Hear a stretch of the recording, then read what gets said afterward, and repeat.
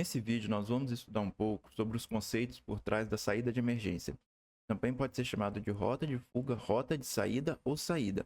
E na definição, ela afirma que é o caminho contínuo devidamente protegido e sinalizado a ser percorrido pelo usuário em caso de emergência, até atingir a via pública ou espaço aberto, com garantia de integridade física. Então perceba que a saída de emergência ela é projetada para garantir com que as pessoas saiam com segurança da edificação em caso de um incêndio. A saída de emergência ela não é projetada para garantir a segurança do bem patrimonial das pessoas, e sim da vida humana. Agora, para o correto dimensionamento da saída de emergência, existem umas larguras mínimas que a gente tem que levar em consideração na hora que está fazendo o projeto. Essas larguras vão valer para escadas, para as rampas e para corredores. E veja o que a norma fala sobre as larguras mínimas que têm que ser adotadas. A largura mínima é 1,10 metros, que corresponde a duas unidades de passagem de 55 centímetros para as ocupações em geral. E aqui ele fala que 0,55 metros ou 55 centímetros é o valor que corresponde a uma unidade de passagem. Mas por quê? Da onde que saiu que 55 centímetros corresponde a uma unidade de passagem? Os 55 centímetros saiu do estudo da antropometria, que é o estudo que mostra as dimensões médias do corpo humano. Veja só nessa tabela aqui, ó. Para a dimensão H, que é essa dimensão aqui que a gente vai levar em consideração para a saída de emergência, ela vai de ombro até ombro. E perceba que para homens, essa dimensão H ela vale 48,3 centímetros. E para as mulheres também vai valer 48,3 centímetros. É inegável que tem homem que é mais largo, tem mulher que é mais larga. Mas só que isso daqui são as dimensões médias. Perceba o seguinte, nessa vista aqui que a gente está vendo de cima, a gente vê que o corpo humano ele ocupa um espaço de 50 centímetros na direção horizontal e 30 centímetros na direção vertical. E assim, aqui está 50 centímetros e aqui está 48,3 centímetros. Por que tem essa diferença? É para facilitar no cálculo. É muito mais fácil fazer o cálculo considerando os 50 centímetros. Outro detalhe é que essas outras dimensões aqui, a gente não vai levar em consideração nesse exemplo.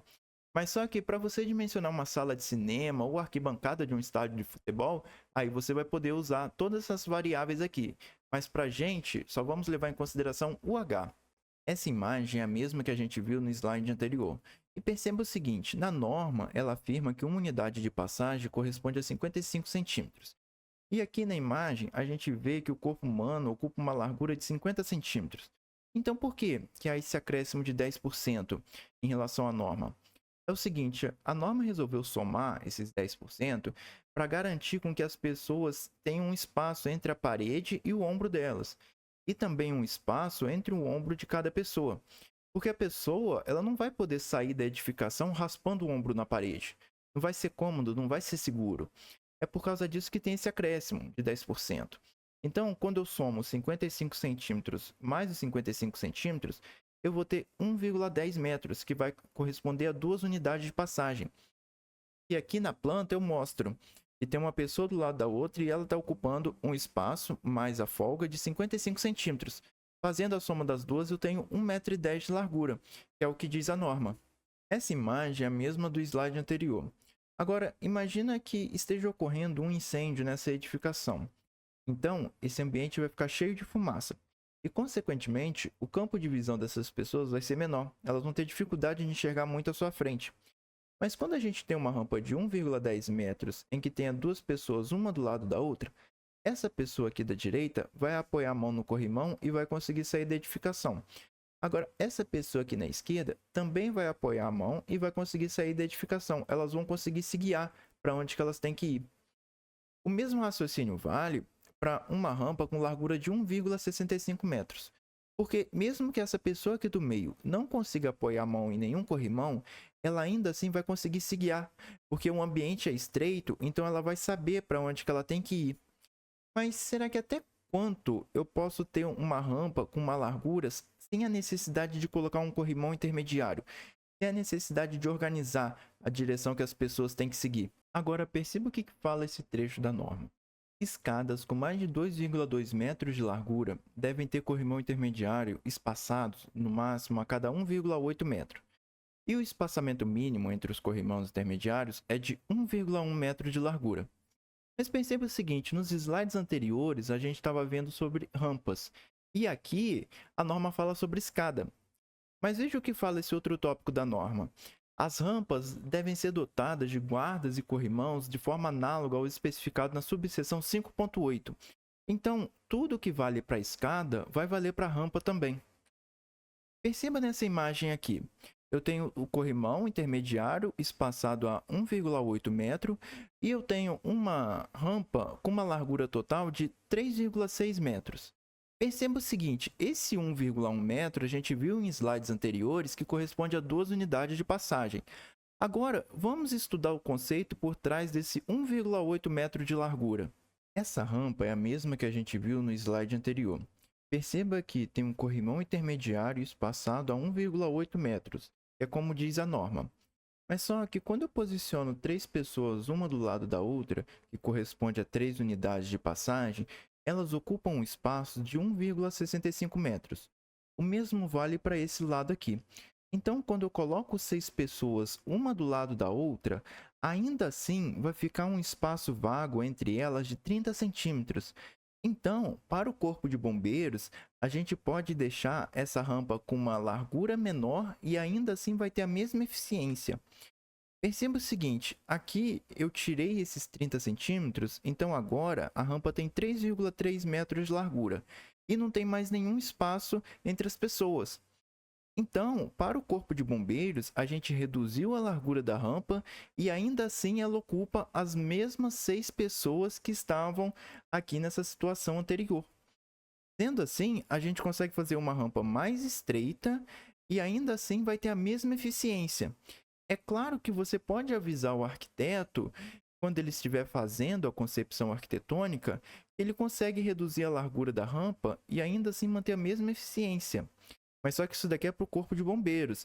É claro que na concepção arquitetônica de uma edificação, tem outras variáveis que têm que ser levadas em consideração. Aqui a gente só está olhando pela ótica do corpo de bombeiros. Quando a gente olha essa planta de cima, a gente pode pensar que essa pessoa e esse corrimão estão ocupando o mesmo espaço. Mas perceba que quando eu passo um corte transversalmente a essa rampa, essa mesma pessoa está sendo representada nesse corte. E a gente pode perceber que o corrimão está praticamente na altura do pulso da pessoa. Então, quando a gente olha pelo corte, a gente consegue concluir que a representação dessa planta aqui está correta. Nos slides anteriores, a gente estava estudando sobre a largura mínimas em corredores, rampas e escadas. Agora, a gente vai ver o que a norma de saída de emergência fala a respeito das portas. Veja nesse trecho aqui, ela afirma que as portas devem ter as seguintes dimensões mínimas de luz, é o vão de luz. E o que seria esse vão de luz? Vamos imaginar que a gente tem um refletor nessa posição, em que ele está apontando a luz para essa direção aqui. Perceba que a luz só vai conseguir passar em 1,5 metros, porque é o local que está aberto. Imagina que essa porta tem um batente desse lado e desse lado. Mesmo que o batente faça parte da largura da porta, a gente não pode levar ele em consideração, porque a luz não vai conseguir passar pelo batente, ela só vai conseguir passar pela parte da porta que estará aberta. Então, para o corpo de bombeiros, essa porta aqui, ela tem uma largura de 1,5 metros. Mas veja o seguinte, aqui a norma afirma que 1,5 metros vale para 3 unidades de passagem.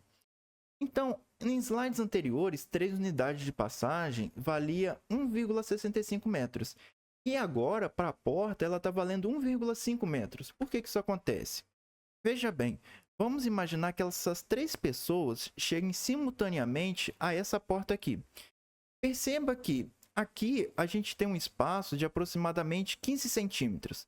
Então, nesse curto espaço, essa pessoa ela consegue jogar o ombro um pouco de lado e avançar pela porta.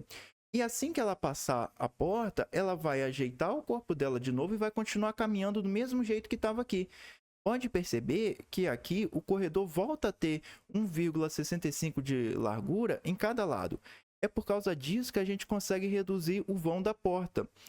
Porque a pessoa só vai conseguir ficar inclinada um pouco espaço. Ela passa e depois volta ao normal. Gente, no vídeo de hoje foi isso. Qualquer dúvida, qualquer sugestão, pode deixar um comentário aí embaixo do vídeo ou entrar em contato conosco pelo e-mail ou pelo Instagram, que a gente vai ter o prazer de responder a sua dúvida, vai ter o prazer de te ajudar. Beleza? Um forte abraço e tudo de melhor.